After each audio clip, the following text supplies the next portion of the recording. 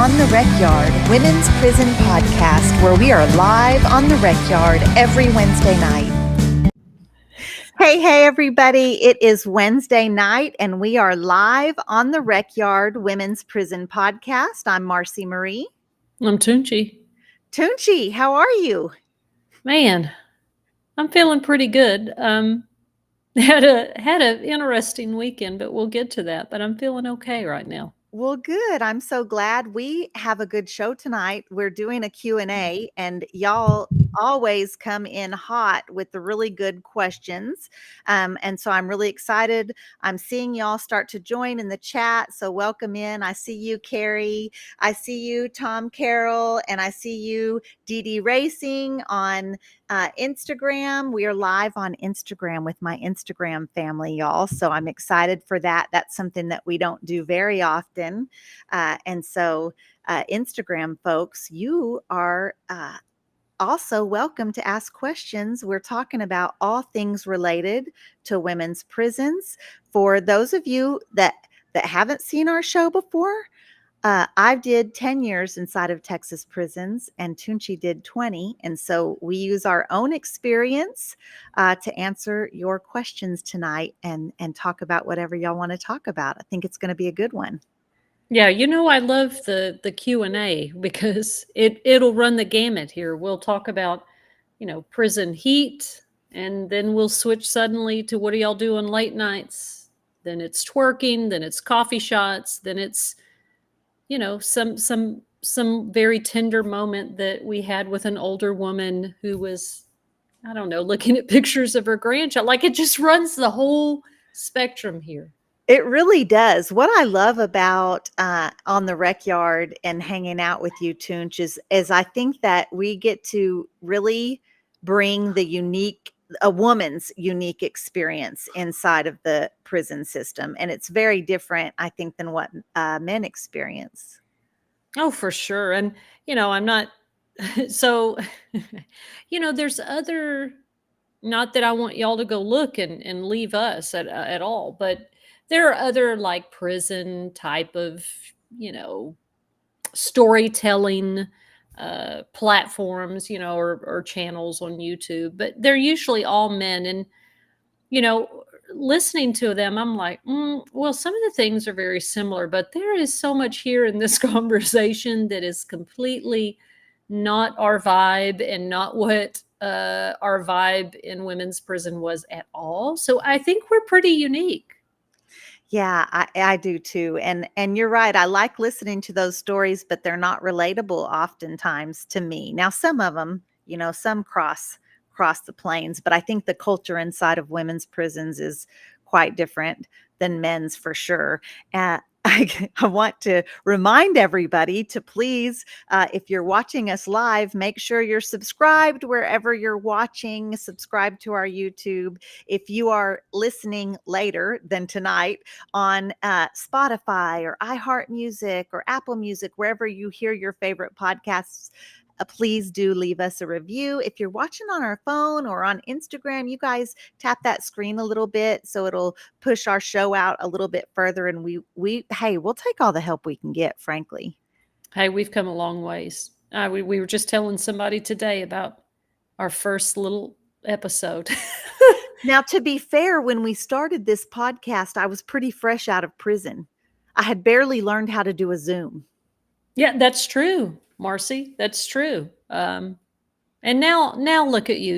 You're our professional social media communication, community engagement director. I mean, just all of it, just the expert. But boy, it didn't look, hey, that first one or two episodes didn't look like I had been home very long. Right. We needed help. And we're about to do another upgrade. We're in the works. So you guys will have to keep watching and stay tuned for that. For my Instagram family that's watching, you guys can find us regularly on YouTube on the Recyard Women's Prison Podcast. So I have some questions that have been asked previously that we can start with, but this is a Q&A episode. And so you guys come in hot with your Q&A, with your questions, whatever you want to know about me and Toonchi, about our time in Texas women's prisons, about our knowledge about what happens within the Texas Department of Criminal Justice. But before we do that, we'll do this. Get it? Let's do a weekly recap. See, that was snazzy. That was your best yet, man. And that it was right on time. And that I don't know if people realize, and we see Jerry Swaim is here, and welcome, Jerry. Thank you so much. But what I want y'all to take note of is the person on that little clip. That's my BF. That's my bestie. And she's incarcerated on the unit formerly known as Mountain View Unit in Gatesville, Texas, which is the Patrick O'Daniel unit. Man, don't get me started with Patrick. Hey, that really bothers you. What did Patrick do to you? Well, first of all, he used to be on the board. And I just want to say, let's just put it out there. There was a woman, the first, I believe, one of the first, if not the first, female board member, Miss Perryman. The Texas Department of Criminal Justice Board, the Texas Board of Criminal Justice. Yeah. Yeah, and I had talked to her several times. She was a pleasant woman. She did advocate for, stuff concerning the women. She dies. I don't know how she died. It seemed very sudden because I had seen her 2 or 3 months before she passed. I don't know. I don't know how the lady passed away. But what I know is they later on maybe made a social media post or something. And then what did they do? They turn around and name a unit. Not that this is some big fucking reward to me, is naming a carceral system after you, but for them that's a big deal. That's a big honor. And they just celebrate Patrick O'Daniel's time on the board when he retired. And I'm like, didn't this lady just die? You'd think that you would honor her at a female unit for her stuff. It just seemed very misogynistic to me. The ladies on that unit said that there was a big donation behind that. Do you think that there's truth to that? And some of the reasons the ladies think it's a big donation is because they got the tattoo removal machine. But then I also saw that that's like a statewide thing, that there are several units. Now that's the only women's unit that has it, but I don't think that tattoo machine had anything to do with Mr. O'Daniel. But the ladies think that there was an influx of funding that his name came with. I mean, maybe, I don't think it came out of his pocket. It may came, how it always comes from the churches, but I could be wrong. But I'm going to be honest. Mountain View needed a fire alarm system, and we needed those roads paved because people were constantly following the roads in between the dorms, which is terrible.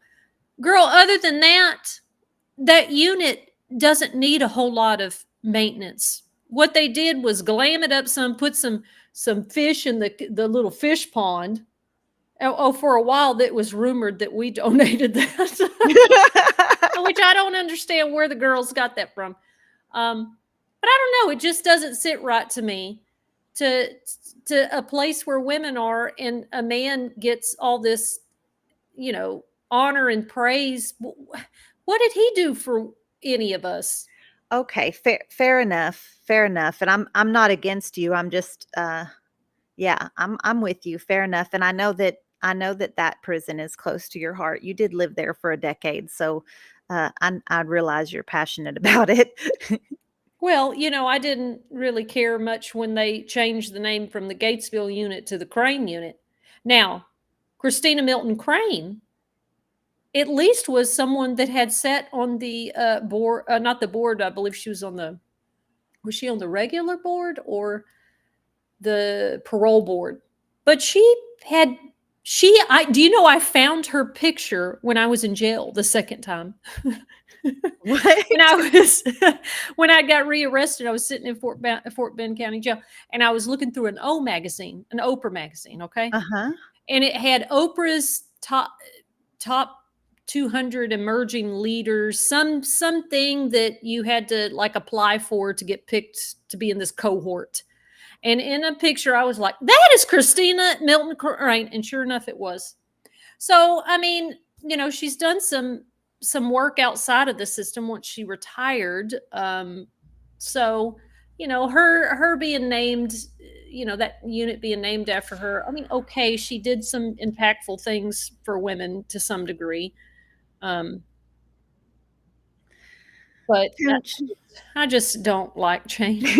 How was your week? This is the weekly recap. Oh, okay. Well, I just wanted to give everybody, we could get into a whole thing about the names of prison units, which there's a dark, nasty history to that. Absolutely, there is. So let's talk about it. We had a beautiful event for Texas After Violence Project for our Elevate program, which was going into Travis County and doing classes about oral history and storytelling and that kind of thing. And so it was the activation piece. It was a gallery. It was very nice. Really enjoyed it. It looked fancy. It was real nice. It was really, really nice. And it was for 2 days, or at least, Friday night and then Saturday. And then I went out with some friends. And how'd that go, Toonch? Well, it went good. And then, then later on into the evening, I want you to know I cut my shoulder. And I didn't know what it was on. And so I had to get a tetanus shot. And then Melissa takes me to go see Alien. Was real excited about that. I grew up on Alien. Sigourney Weaver, powerful female character there, Ellen Ripley. And then we ate at a restaurant close to the movie theater. And then guess what? Got back. It was, I remember biting into it, Marci, and I was like, this smells weird. But it tasted okay. Mm-hmm. That fucking chicken was no good. I threw my guts up. And so Monday, on Labor Day, I just laid on the couch and tried to restore sanity and health to my body. But how was your weekend? Well, your wife, Lori Mellinger, she was listening to make sure that your story aligned with whatever you told her about this weekend. She knows because she knows. Yeah. So, it was just kids, right? Yeah. That's it. Y'all, that's all my life has been for it seems like a couple weeks. But I have a lot of travel coming up. Britt and I were looking at our calendars and trying to arrange childcare, and it is a lot going on. And so, yeah, I don't have anything exciting. The little fella started toddler school today at the Montessori Universe, and he's learning, and day 2 was a hard drop off, but they sent pictures in the middle of the day, and I think it was okay other than that. So I'm looking forward to him kind of getting adapted to that, and that's it, sister. That's it. I do have a comment from Instagram. Okay. Teresa and Wade says, I really like y'all's forum about prisons in Texas. My hubby works there, and I find it so interesting to hear y'all's view. Please never stop standing for humane treatment and for this population. So that was a night. I was nervous there for a moment. Yeah, when you say my hubby works there, we both are like, wait, oh boy. We like to tear the system a new ass as much as we can on this podcast. So thank you. Instagram, I can mute here, but I can't mute on Instagram, so they hear me fussing at Tony, telling Tony to stop. And she goes on to say, fighting for regulated climate control, it's far more serious than people think. It's a daily deadly game being played by folks in an air-conditioned office. Yeah. And we couldn't agree more. Tay Reese, also on Instagram, says, as someone with a criminal background who did not serve time due to privilege and feels guilty about that, is it offensive to those who have served time to get involved in advocacy work? Well, let's talk about this for a moment. Yeah. So, I mean, I think anybody that's been directly touched by the criminal legal system, whether that ended up um, with, just probation or actual incarceration, I mean, I think, Marcy, there is this level of, even though we try our best to say, we're all the same. It doesn't matter what the charge is, whether you did 1 day on supervision or 30 years. We all have been touched by the system. But I think there is maybe, at least in my mind, and maybe this shouldn't be, but this is how we were when we were incarcerated, is it feels like we were always with this seniority based on how much time we actually served. Like, oh, she did 30, like Donice did 33, like, hey, what does Donice want to say here, right? Like it kind of like is so I think that's there, and maybe that's left over from prison, but I mean, I think. Well, I think I don't want to cut you off, but I cut you off. That's fine. Is that I think that it is perfectly acceptable for anyone to get involved in advocacy, and we certainly have strong allies that have never been arrested, they've Oh, never yeah. been in a pair of handcuffs, and we appreciate their support. What's important, though, as we're speaking, is to lift the voices of the most impacted. So even Toonchi and I, we are somewhat a marginalized community, LGBTQ, obviously women, but we still will give the floor to communities that are even more impacted, that are, generational incarceration, and so I think that that's important. That was a really great question. Any final thoughts on that? Because I want to get to this question. We have a YouTuber. Yeah, no, I That's a great agree. I agree question. with what you said. Yes. Okay, perfect. Um, Don't get used to that. Geethma Pereira, and I hope I didn't chop that up. But they're watching from YouTube, and they said, "What is the worst part of the women's prison system that you all think should be improved?" Well, I want to say, I like to always start off with that I'm an abolitionist. So even though there are things that we work on with the system that are technically reform, ultimately, I don't believe in a future or a vision where we have cages for people.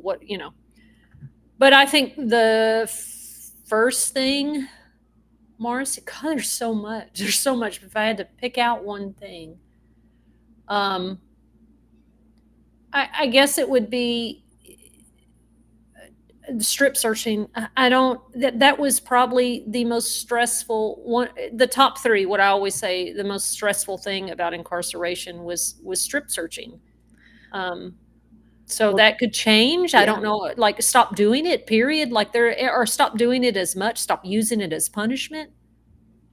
And then the way that it's done, okay? Because I have been strip searched where, yes, it was embarrassing, but it wasn't completely degrading. And those are more private areas. Those are one officer, not in a room full of people. And it's the officer being very professional and not commenting on my body, or if I'm having my menstrual cycle or anything like that. It can go, there's phases of that. So if those were and then I want to remind you that I'm live on Instagram too. So Okay. you're anything, and then also uh also I'm thinking about menstrual cycles and the way that that's handled, and also used as leverage, and punishment. Menstrual cycles, the way that's handled with bathroom breaks, I just don't think you should have to show a dirty pad ever in life To under get a any clean one, circumstance ever. to get a clean one. And What? then, but when I first read your question, and thank you for watching from YouTube, when I first read your question, the first thing I thought about was the sexual harassment. Oh, sure. I Yeah. mean, that has to be cracked down on, addressed. The employees, the staff needs to be trained on how to handle that when they see their coworkers. And The whole culture needs to change so that that's not okay, because where it is now, I mean, we can walk by a group of officers and hear comments, and that all of that is leading from the least is would be a inappropriate comment to the most, which would be RAPE, which I'm spelling it out for my um, IG family, so IG doesn't kick me off. But yeah, great question. We really appreciate you. Yeah, I bet you we could even lump or sum all those things up into one core, like, kind of grouping, is this obsession with our bodies. It is all the biggest horrors that came from incarceration, other than being ripped away from your family, is just the myriad of ways that they harass and traumatize us concerning our body, which includes all those things. Right, exactly, exactly. We have a good comment here from Kate Ashley. She says, "It blows my mind how much you guys suffered in there, especially with the heat. I can't imagine how you were able to deal with that. How did you mentally survive incarceration?" Prayer, like, I have my own spiritual beliefs and practices. I always say it was, my God, my friends, the formerly the incarcerated women around me, and my family. That was that those were the three pillars, and I clung to those deeply. Yeah, I think, how did I mentally survive? And I didn't, you know, in the middle of my incarceration, I didn't mentally survive. I went all the way, to me, the deepest that I could go, which leading up to all the way attempts to take my own life. Like it got really dark for me. And what stabilized me, I think, was, yeah, my community in there for sure. So thank you for that, Kate Ashley. Um, Mama Brooke, you said that you emailed us, and if you did, I don't know about it. So will you email us again? And we'd love to get with you for sure. I'm also seeing this comment about your sister-in-law just got moved to a no AC prison dorm in Florida. Hopefully she'll be out in November. She's done 10 years. They keep sending her back, and you're her only reliable lifeline. Well, you are everything to her if you are keeping in contact, because that's everything to an incarcerated person for sure. But we will look for your email for sure. Miss Tarot is watching from YouTube. What are good things about the women's prison system that y'all think helped improve the system, if anything, or made things better or easier, maybe?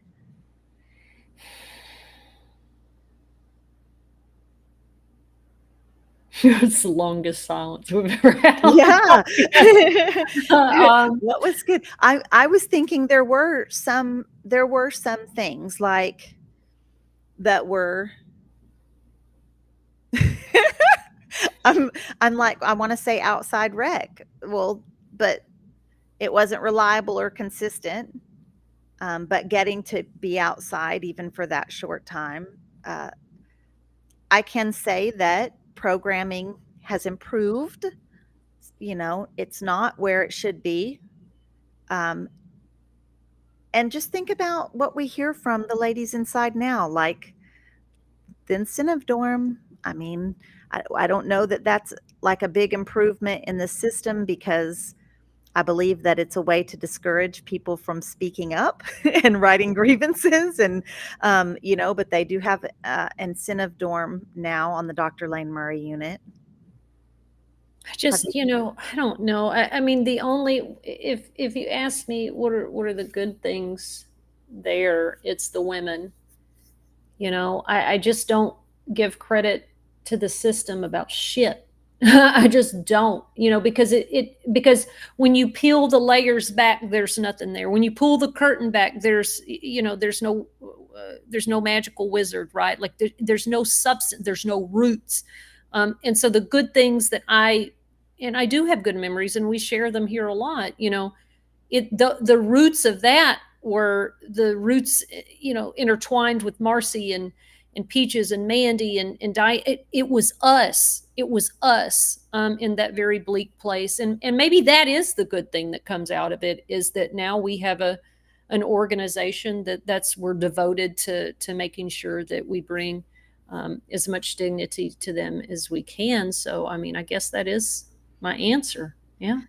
Anna Hasso is watching on Instagram, and she's done quite a few years. She got incarcerated as a youth. She's my very good friend. We did quite a few years together.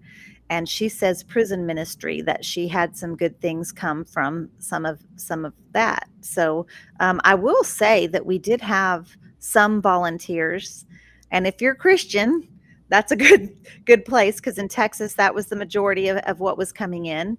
But we did have some volunteers that came in and taught some various classes that I think really tried to do right by us and tried to make things better and easier. So again, that was outside. And Anna's telling me she did 23 years, so I knew it was quite a few, and I wasn't quite sure. She's also recently released, and she's also a lioness.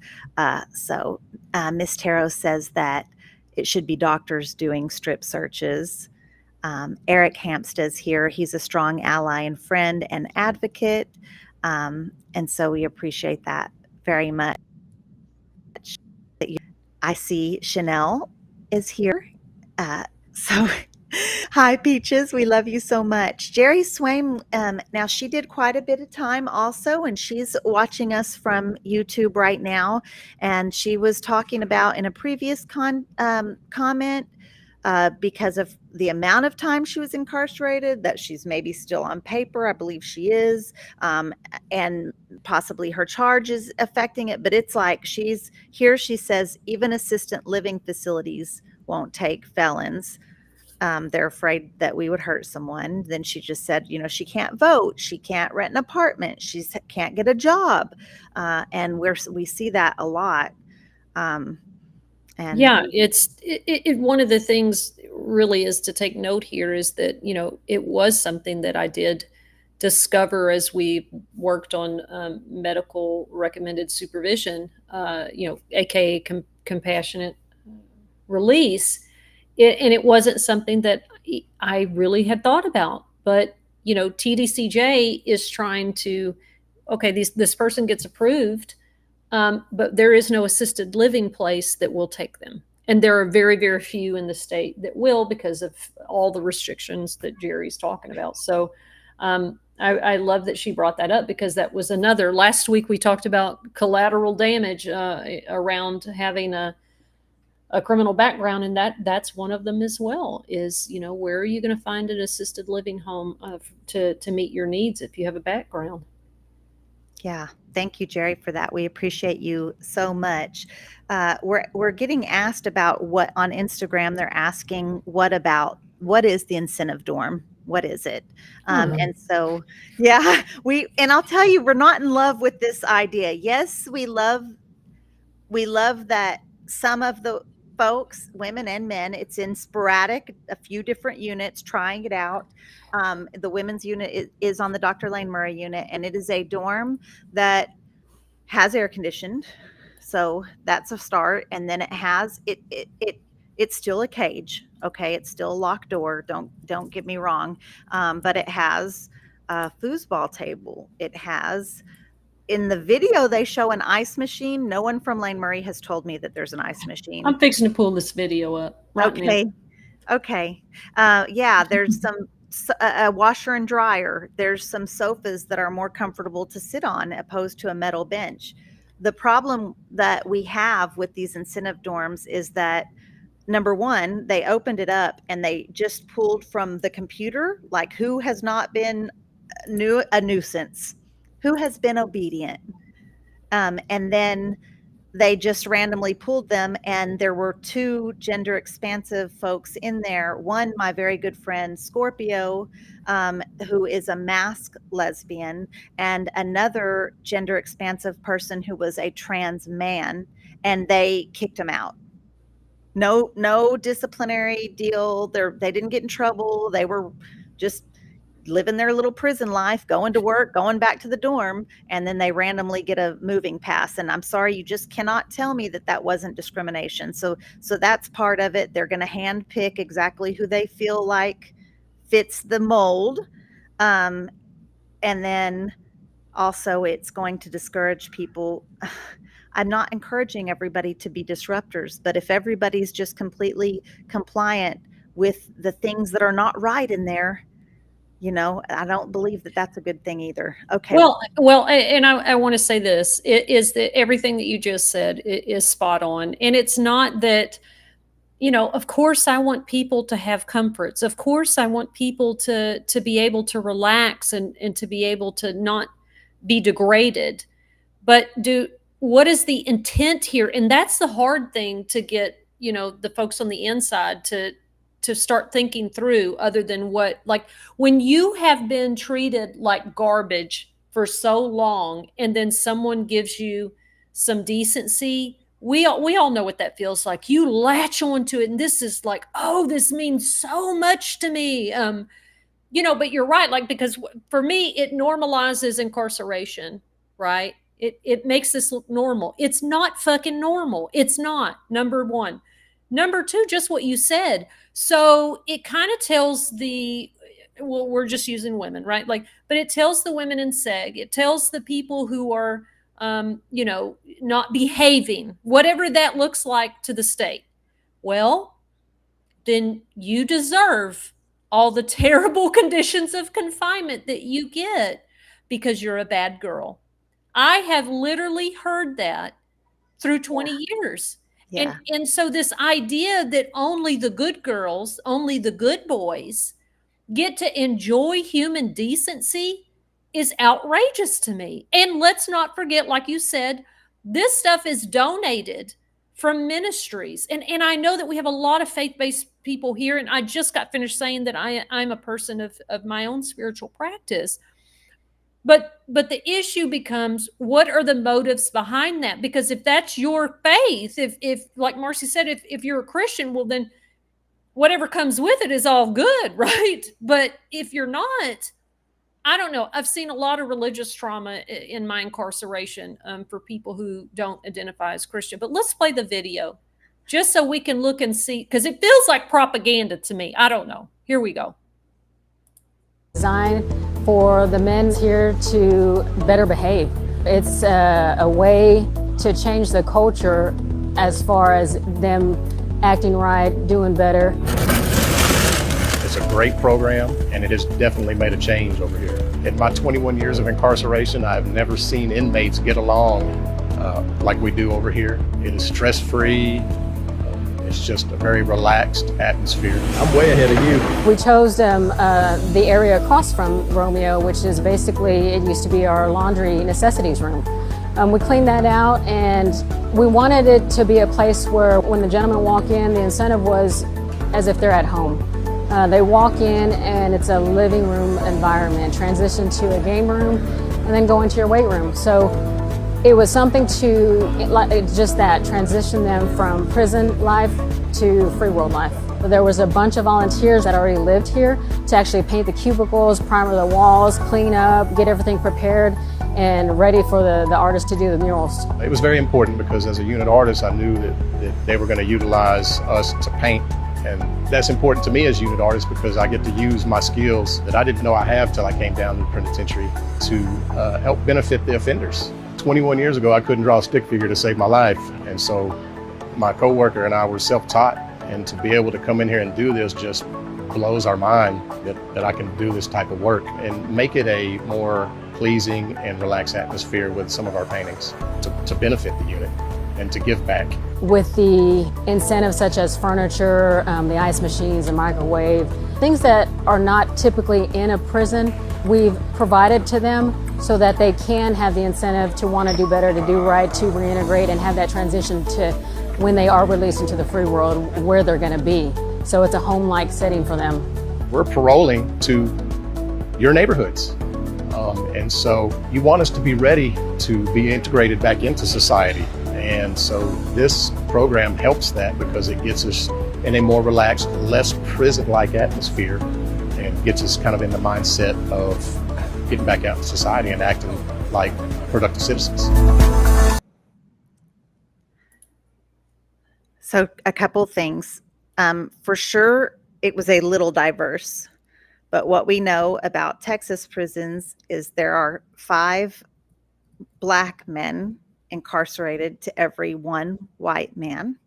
And so that incentive dorm certainly didn't show that kind of what we would expect. And then the second thing is, I didn't see, do Muslim men wear hijabs? I don't No, know. do they wear kufis? Okay, I didn't see any of that. So I didn't see, and that may or may not mean anything, but I didn't see any other.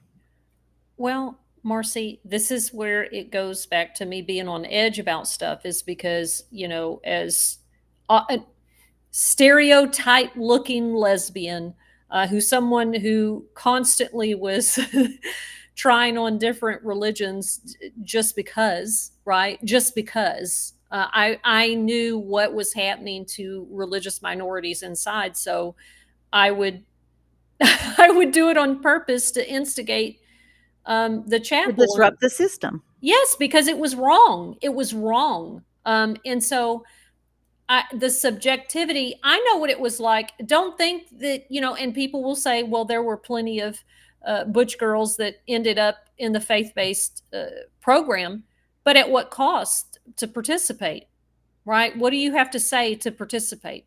So the subjectivity, there's so many problems with this. And you hold this up to people like the gentleman on the video that have been locked up to 2 or 3 decades. Man, this is a big deal to be treated normal, right? Well, and it also lets me know that that all the things they tell us they can't do, they can just do it if they want, right? This was we'll just decide now we want to do this. So all the other shit that they tell us they can't do all the time is just because they're unwilling to. But meanwhile, women can't get Pell Grants because you won't do what needs to be done with the colleges to get, but you'll make sure that there's now furniture and video games. We had that kind of shit at TYC. It didn't stop the abuse that was happening to us, but it looked good. Right.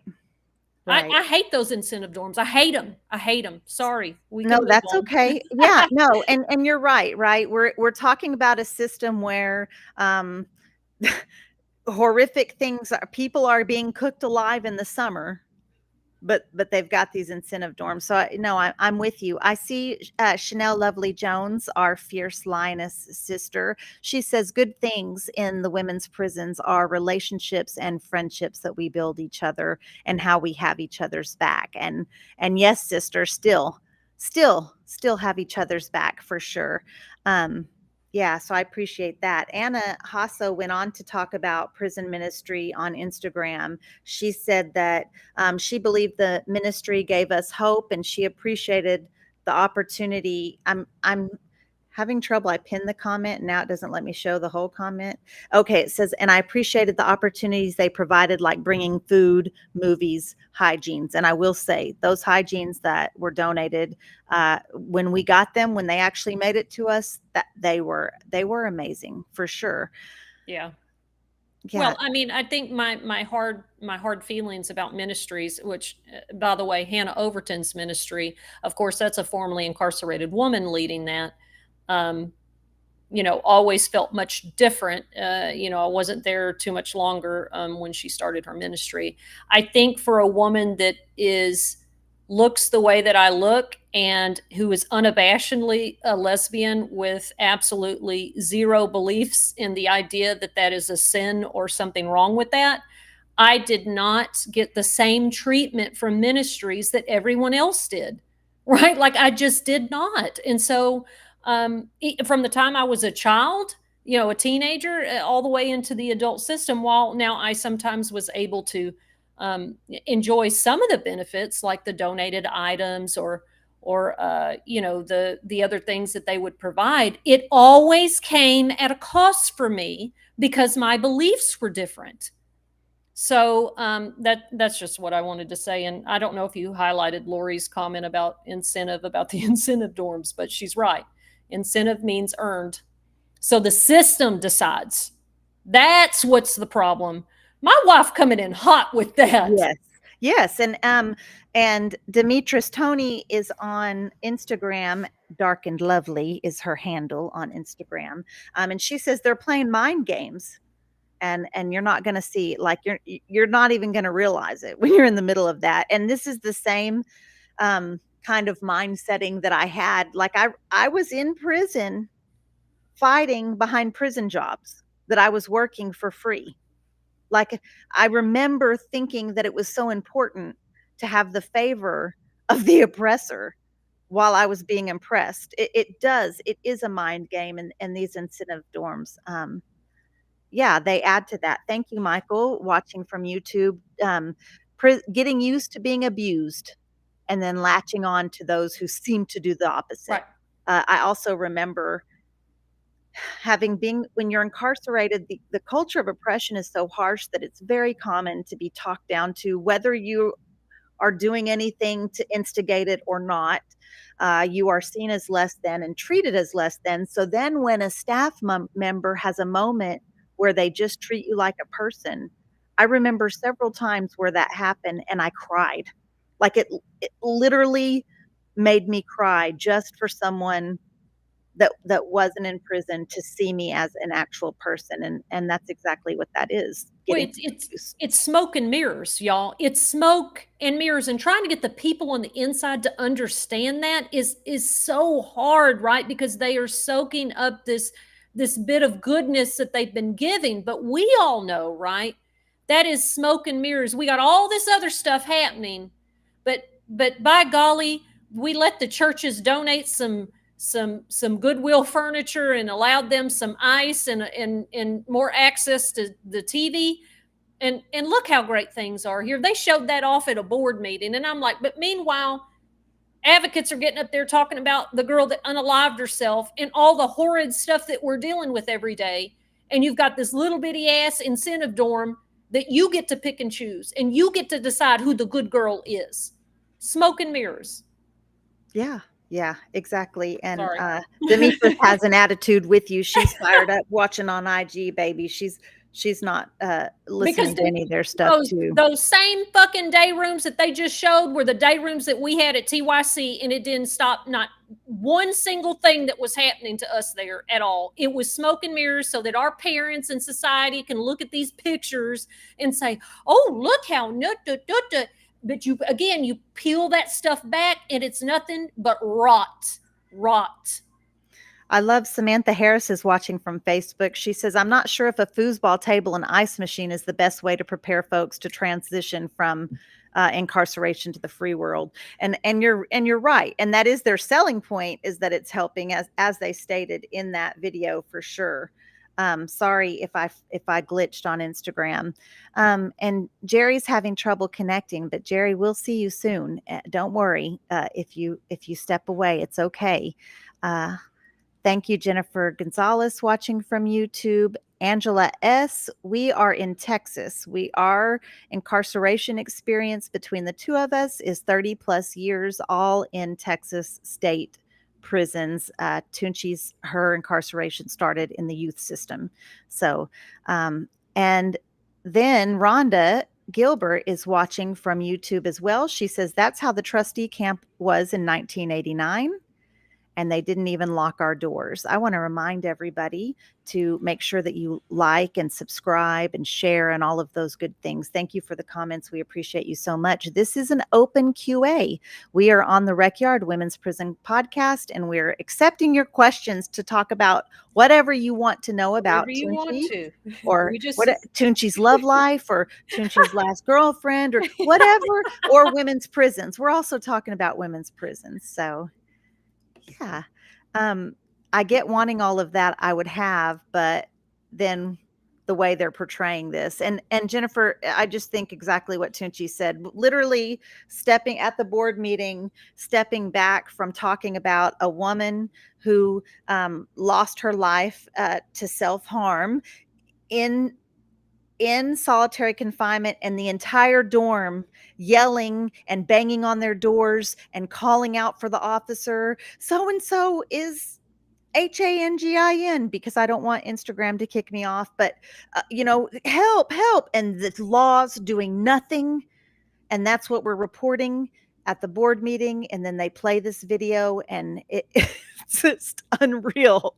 It's unreal. It reminds me of I posted on Twitter this week because while I was laying here trying to recover Monday from all my shenanigans, I found this very old news article from when I was a teenager. And so when I went back for my hearing to decide whether the judge was going to send me on to prison, adult prison, or go back to the youth system, the youth system told the judge that I should go to adult prison because I had a sullen, this is a direct quote, a sullen, do it again attitude. And so I posted a piece of that news article and then a piece of what grassroots leadership had published years ago of a timeline of abuse in the youth system. And so you see that, and then you see what was happening, the detailed account of what was happening to us girls at that facility at the same time, right? So you have this this idea that pretty much the faculty administrator, told me I wasn't a good girl. I didn't behave, right? There were reasons why I didn't behave. I acted out when people got sent to his office because I knew it was fixing to happen, right? Mhm. Like, so this incendiary, it brings back those feelings of, oh, you're not worthy. You're a bad girl. So whatever happens to you, which you have your reasons for acting out, right? Acting out is an unmet need, or that's to let people know that something here is wrong, right? Especially as a child. Especially as a child, Absolutely, right? yeah.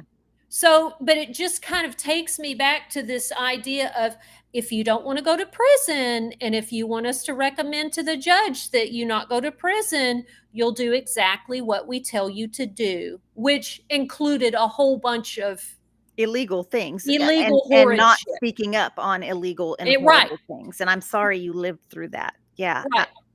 yeah. So it kind of mirrors that in a weird way of, if you want to be a good girl or a good boy, then you'll stay out of trouble and do what we want you to do, which always includes, y'all, please understand, oh, well, wouldn't you want people to not fight or break the rules so everybody gets along? That is not the only way that you're going to have access to that thing that they're offering you.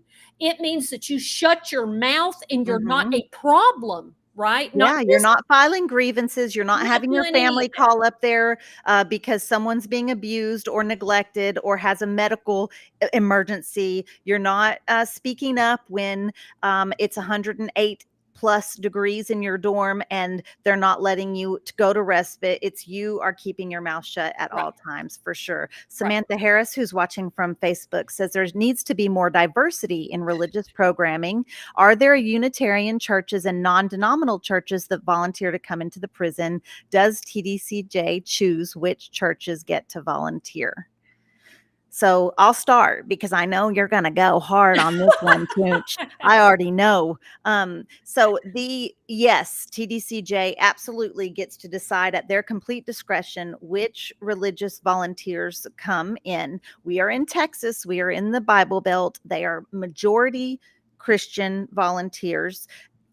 We did have, at the prison I was at, we did have a Muslim program. My sister Denise Cherry was the incarcerated person's go-to lady for that. She went hard with that, and that was a success I think for that. As far as other diversity, not so much. Not so much. The chaplains are supposed to offer every religion, including Unitarian churches, including everything. But they are also, in my experience, every single chaplain in a Texas prison that I came across was Christian. So let's talk about universal Unitarianism. Well, In I prison. tried. We all know the story of how you had to at least have 5 people of that religion to form an incarcerated person's group, and you could get and this took a lawsuit, y'all. This took a lawsuit from the men because they were not letting you had to have a free world volunteer chaplain from your faith to come to that unit if you wanted a service, right? I don't want to get into it. It's a long, complicated case, but ultimately the court said no. You can appoint an incarcerated person not as a person in authority, but as a coordinator. So, okay, got it. So now I did do this at Crane, and there was for many years a pretty decent Buddhist sangha that would meet that, but I fought that deacon chaplain. He was a Catholic deacon. It depends on who the chaplain, what his faith is, because he gave the Protestant groups hell trying to come in. But that wasn't very often. It was usually a Protestant chaplain. Anyway, I fought them and finally got a little Buddhist meditation group that kind of took root there. So I had laid the foundation to this. So I thought, well, I'm going to do this with Unitarian Universalists, which check Unitarian Universalist teachings out. It's pretty cool, encompasses a lot of other faiths ideology. Anyway, had the 5 people. I battled him, and I had everything on my side, and he would not schedule those meetings. He said it wasn't real. I said, sir, it's right here in the policy. It was back and forth. I grieved shit. Grievance disappeared, and of course I couldn't find a church on the outside to kind of step in because UU churches, at least around that time or in that area, were very peaceful, right? So they were like, not like heavily, but it was a nightmare. It was an absolute nightmare, and it really is up to the unit chat. So I also went to Catholic Mass with Alexa. I enjoyed Mass for what it was. And I'm telling you what, he gave, and Miss Jerry, if she's here, she knows that, our chaplain gave the Catholic volunteers and priests the blues about that Mass service. It was terrible. It was terrible. Thank you, Samantha. Great question. We appreciate you so much. Linda Farr is watching from Facebook, and I really mostly want to read her comment because she kind of just lays it out. She says, please let people know that if an inmate's ID, if an incarcerated person's ID was taken because it won't scan or it was lost, if they don't get a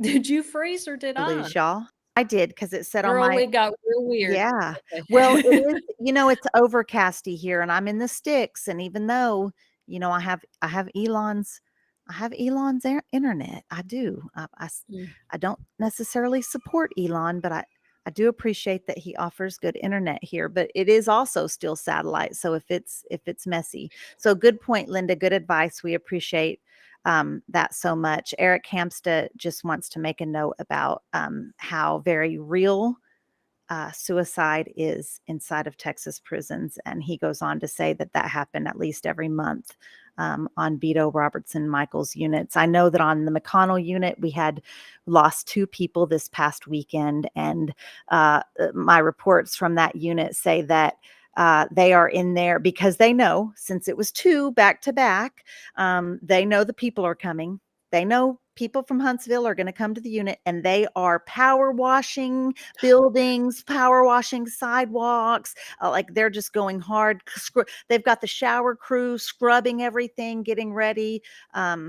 So yeah. And Lori just is talking about that incentive dorm video, says behave was the first word. For sure.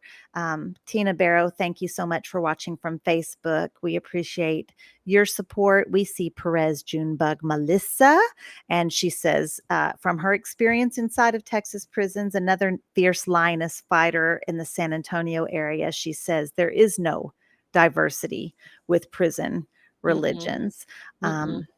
Yeah. So yeah, great questions. Appreciate y'all. Let me scan through this. Man, I was waiting for some scandalous questions like, well, I tell have us about some. Marci's first. Okay, what were you gonna? Marcy's first what? I don't know. It was Well, I wrote some questions down just that people have been asking randomly on my account. And I wish that I had looked, I should have looked at our previous podcast to make sure we didn't have any unanswered questions. And I failed to do that. If I let you down, I'm God sorry. damn it. I apologize if I let you down. We've got 5 minutes left, but well, the old I'm getting, I don't know why, if it's because Brittany has not been in my videos for a while and then now she's been in some. I'm getting the old were you gay before you went to Jesus. prison? Did the questions range from were you gay before you were prison, which is kind of like on the minor side, to all the way to like prison turned you gay. And so we can talk about that very quickly, which I did a video response to kind of the plethora of questions about my sexuality that I was getting, and just first want to say that I don't believe that you can be turned gay. I mean, in this day and age, people are still asking dumb shit. Like, I just, it's shocking to me. It really Yeah. is. Yeah. But can I say that Lori may have been turned gay? Get off the gas now. Lori Mellinger says her question is, Marci now a Swiftie? Because I did a Taylor Swift lip sync video. And I do love Taylor, but I'm not like she's not my religious figure. Like I love her, but I'm not like in love with her. Like I don't love her, but I love her, and I dig her music. She's on my playlist quite a few times, quite a few appearances in my workout playlist even. But yeah, so I appreciate that. Haley says something's going on with the contaminated water at Lane Murray. So if they're on a boil ban right now, I haven't heard it. And that doesn't mean that they're not. It just means I haven't heard about it. Have you heard anything about? No. Mm-mm. I mean, what we've heard a lot lately is, the extreme short of staff, which, big surprise, it's the end of summer. So, yeah. I will say that that's a problem throughout the state. First of all, is the water quality is already very low. And then these prisons that are holding thousands of people are put in these small, tiny towns that frankly, their infrastructure is not even prepared to handle that. So oftentimes that stuff's old, pipes get broke, all of that happens. Anyways, there's lots of times when they're on a boil ban. And guess what? If you're incarcerated, you don't have a way to boil your own water. just drink it nasty. You just drink it. I remember the first time, like they put up all these signs, these boil bans, like boil your water, do not drink the water. Signs were everywhere in our dorm, in the kitchen door, in the education building. And I'm like, don't drink the water. Well, what do we drink? What do we drink? Are they going to give us water? And I'm like asking the laws, are y'all bringing us boiled water? And freaking out. And finally, this old school who had at this point done 20 plus years said, Marci, I've been drinking this water this whole time, baby. You just got to drink it. You just have to got to drink it. And I just remember, why is nobody freaking out about this? It's because it was their normal. It was normal. Tamin. Dreamscape said, I have an off-topic question. Ignore it if you want. If a 70, I wonder if I should have read this before I'm reading it out loud. If a 73-year-old woman goes to prison for murder, are they treated any differently within the system? This is relevant to a court case I'm following. No. And thank you for watching, first of all, from YouTube. And the answer is no. No. No, they don't get treated any differently. They get the same crap. They get mistreated. I think, someone had asked me early on in my TikTok career, someone had said something about how do elderly people get treated in prison? And I answered it the best I can. And it was like just like the rest of them, just like the rest of us, they got treated like crap. And people that I had been incarcerated with chimed in with, yeah, and then they couldn't move around as quickly, they couldn't avoid it as easily, so it was harder on them. But no, they don't get any kind of special consideration or anything like that at all. yeah. Marci, we're down to 1 minute, and I want you to plug the Texas Tribune Festival. Thank you for that. Okay, so I'm going to be speaking on a panel in Austin at the Texas Tribune Festival on the 7th, September 7th in downtown Austin. You have to look it up. Hey, I can tell you right now, it's at 2:45. It's the festival is the last day is free. It's called Open Congress, and so it's all of Congress from where the Capitol is all the way down for quite a bit. It'll be open and blocked off, and they'll have different stations and different tents set up with different panels going on. It's a big deal. The Texas Tribune Festival is a big deal in terms of political news and that kind of stuff. So Marci will be on a panel called Uncool. I'm excited about it. So it's free that day for people. It's free for everybody. Yeah. Oh, please come. Yeah, it's free. Open Congress is free on Open Congress Day. Everybody can show up and just go up and down Congress, hitting whatever panel and whatever discussion book signing they want.